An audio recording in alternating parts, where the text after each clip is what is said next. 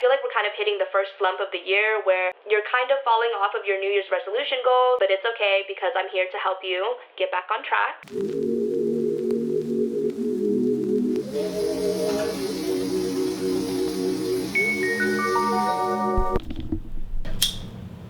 So I can't believe that we're already at the end of our first quarter. I had this mini epiphany. Have you ever felt like you weren't the chosen one and you always got chose second option versus the first option? Think back to when we were in middle school, when people were picking out teams. I always felt like I was the last person to be chosen on someone's team, or I was the second option to someone that I was dating, the last option when it came to friends choosing to hang out with me or spend time with me, or not being chosen for a specific role that I really, really wanted because they hired somebody else that was more fit for the job. Did I do something wrong? Am I just not good enough? Is it me? Am I the drama? And honestly, reality check, for those of you who feel the same way, I'm here to tell you, yeah, you are the problem. There were moments in my life where I felt like I was living in somebody else's shadow, or I just wasn't someone that was considered a first choice, and that sucked. It made me question my worth. It made me feel lost for myself. I didn't even know what kind of skills or what kind of talent I had because all of these people were telling me no.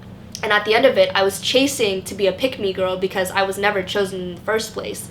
And it kind of made me spiral into this negative way of thinking. And for a long time, because I allowed those rejections to define who I was, I never chose me in those situations. I let other people pick for me. You're letting your environment choose for you instead of you taking accountability for yourself and choosing yourself first. So I'm gonna give you some tips on how to choose yourself in these situations, so that way, no matter what no you get, you are going to be chosen and you are going to get your yes. It starts with how you look at yourself in these situations, because I felt like for so long I was allowing other people to make the choice for me or to choose for me my value and what I bring to the table. And I feel like that's kind of the start of the pick-me trend and wanting to be a pick-me girl, because I just wanted so bad to be a part of something, to be a part of this person's life, to be accepted for my talents and to be recognized for the things that I bring to the table. But because I was searching and chasing for those things through other people, through my environment,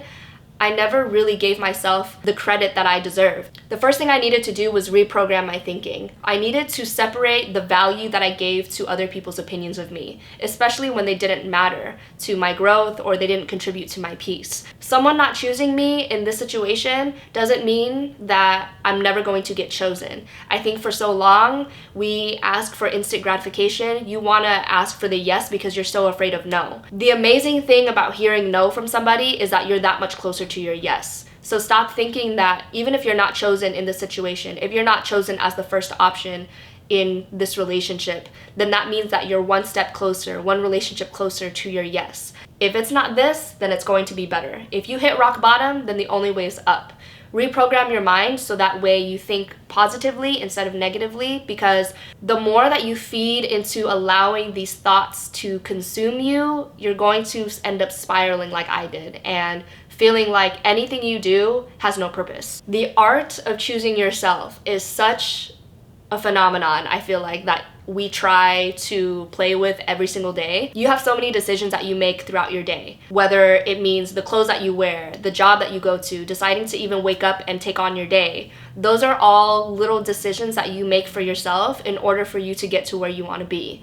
And part of choosing yourself is protecting your energy and really watching how you react in situations and environments. The way that you watch your energy is how you pay attention to what triggers you and what stresses you out. The more that you're able to recognize those things and become self-aware of those things that stress you out and trigger you, the more that you're able to create a solid plan for yourself, so that way you prevent those things from happening. There's no way for you to completely 100% get rid of your stress and your triggers.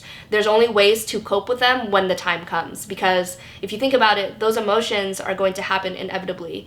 Lots of things and factors happen in our life that are going to cause and trigger those emotions. But the important thing is for you to recognize it within your body and take steps so that way you can minimize those feelings. Protecting your energy also means that not everybody can have access to your life. Not everybody can have access to the things that are going on in your head. When I started choosing myself, I stopped allowing a lot of people into the details of my life. For me, I chose 3 to 5 things that I just keep private within my close-knit circle, and it's just something that I don't share with my audience. For example, my dating life, I keep that very private. My finances, I keep private. My goals, things that I really want to happen that are in the works of it, I keep that private because I never want to share good news until I've obtained my goal already. That's the art of moving in silence. Protect your energy by moving in silence. Not everybody needs to know about your goals because you don't know what everybody's intentions are. I'm not saying that you can't open up your heart and trust people and share, and we're not talking about gatekeeping, but sometimes not everybody deserves access to your life, because whenever we overshare things, it gives people the opportunity to place judgment when they have no idea what it feels like to be in your shoes. So unless you're confiding in your close-knit circle, those people that opinions actually do matter, the general public doesn't need to know all about your business. Especially when it comes to like making new friends and stuff, like you have to vet these people out. Of course, be friendly, be kind to all the people that are around you, but it takes time and it takes experience to vet these people out to see whether or not this person is going to help you grow or this person is going to just be a surface level friend. Another tip to help you choose yourself is to practice self-care. And I'm not just talking about the masks and the nails and going to the gym, like all those things. Yes, you need to become more selfish with your time. It's okay to say no to things. If you know that hanging out with a certain group of people is distracting you from obtaining your goal and you have to say no a couple times, it's okay. Everybody gets busy. Everyone prioritizes what is most important to them. Where energy goes, progress flows. I'm telling you here and now, time is energy. Where you put your time and energy into comes into fruition. If you water a plant and you put a lot of time and energy into it, into its environment, into the soil, all of those little things, it will flourish and bloom. But if you neglect those things, like how you neglect yourself, and you're just distracting yourself with people and things that are not helping you and are disrupting your peace, then are you really choosing yourself? You're not. When I started becoming more particular about my time and who I give it to, making sure that I get enough rest, so I'm not on the phone super late at night, knowing that I have a strong routine that I like to stick to because I know myself, and that if I stick to this routine of going to the gym, making sure I cook at home, meal prepping, going to work, doing my passion projects, like my schedule is tight, So whoever I give my time to and whoever I allow into my schedule to change it up, people have to know that they cannot have access to all of your time and energy, because you need to be able to pour into yourself so that way you can pour into other people's cup. A huge thing that comes with choosing yourself is setting boundaries. I've done a boundaries video before, but I want to talk about it again, especially now, because I feel like we're kind of hitting the first slump of the year where you're kind of falling off of your New Year's resolution goals, but it's okay because I'm here to help you get back on track. Setting boundaries is something that's constantly practiced all the time, every day. Whether that means boundaries with yourself or boundaries with the people that you have relationships with or even people at work. Boundaries are like promises that you keep to yourself so that way you have a better way to communicate with people, and it also helps you build a stronger relationship with folks, because the stronger that you are on your boundaries and not allowing people to teeter-totter it, then naturally the more respect you're going to get from other people. For all my people pleasers out there, I'm here telling you now as an ex-people pleaser that there are going to be times when people are going to test your boundaries like crazy. They're going to ask you to compromise on the things that you value, compromise your time and energy just to get what they want. And I want you to know that it's okay to say no. It's okay to practice being selfish, because honestly, it's going to be better for you in the long run.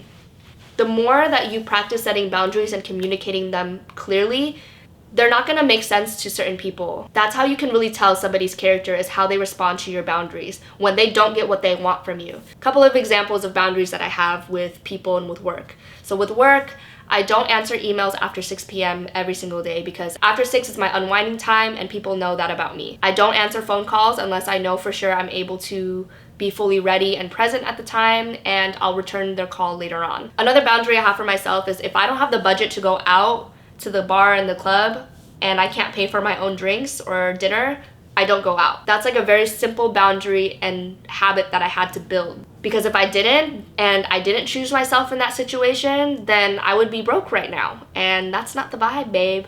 Another tip for your boundaries is to focus on your own happiness and your own life. And what brings you happiness might be different from somebody else's happiness. And You don't have to compromise those things. If you're not hurting anybody, if you're not trying to have ill intent towards anybody, and doing the thing makes you happy, do it. You need to make yourself and your happiness a priority and your peace a priority. If you're hanging around someone who stresses you out more than gives you peace, then you need to reevaluate your relationship with this person. Being around good energy naturally brings in more good energy. I'm gonna tell you right now, people who don't choose themselves tend to be unhappy because they are chasing for someone else's validation and someone else to choose them. You're attaching your self-worth to whether or not this person is going to choose you in their life or choose you for this job. And I want to ask you, why are you giving so much power to these people, to this job, to this idea that you need to be chosen by other people? Why are you not choosing yourself first? Let go of the idea of perfection. You are not going to be for everybody. That's okay. Could you imagine if I tried to be liked by every single person in the room, how exhausting that would be? I would get so distracted from being myself that I wouldn't even know who I am because I'm just trying to morph into someone that I'm not. As long as I make a positive impact and I'm nice and I can go to bed at night peacefully knowing that I tried my best that day, that's all I can do.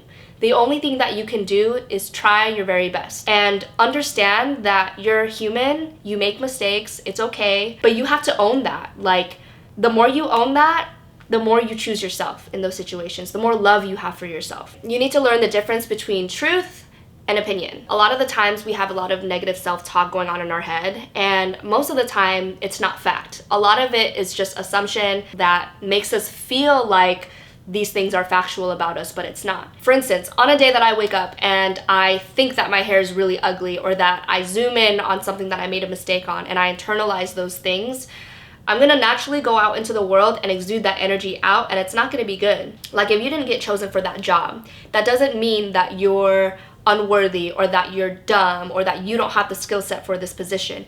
It means that it might not have been a good fit for you, but you're one step closer to finding something that is a good fit. So you need to keep that hope up. The same thing goes for if you break up with somebody or someone breaks up with you. That doesn't mean that you are a terrible partner or that you're unworthy of the love that you give. It means that this person's timeline and your timeline are no longer aligned, and it's going to prepare you for something that's better fit for you. We're all trying to figure it out as we go. Not everybody has all of the answers to everything.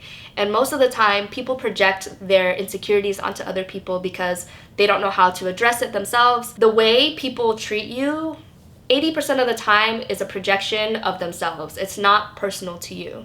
So if someone wrongs you or whatever it is, don't take it personally. My last tip for all of you before I have to go is to start making choices that are going to help your future self. So if I know that I need to go to bed early tonight, then I'm not gonna go out and get crazy for dinner because I know tomorrow's me will appreciate it later. Even when it comes to the little mundane things like, oh, I like to take my time getting ready and all of those things, or I like taking my time to clean and making sure that I set myself up the next day so that way I know I'm a little more organized. Like, those are little ways that you can choose yourself in these situations and know that you're taking really good care of yourself. Overall, you guys, I just want you to know that it's okay to not feel like you're not chosen by things, but trust me, you're just one step closer to being chosen, and the first step to anything is choosing yourself. Hope you guys enjoyed this chat. If you enjoyed this video, don't forget to give me a thumbs up.